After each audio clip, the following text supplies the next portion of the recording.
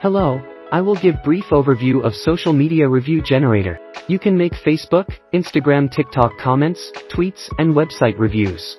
You can choose the one you want to make and just paste the text. It is responsive, so it will resize automatically as soon as you type or paste text. You can zoom in or out by pressing Ctrl or Command key on Mac and then plus or minus key. Things are organized in layers in Figma, so just go to the layer you want to edit by double-clicking until you reach the layer, or you can go directly by selecting the layer on the left side. There are a couple of design options on the right side that you can toggle on or off as per your taste. You can change the profile picture by selecting the photo and then go to Fill and choose a different image.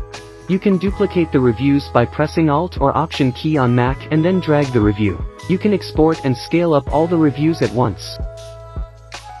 Here is another example of website review with couple of design options. If you are not happy with any font color or design, you can modify it as per your taste.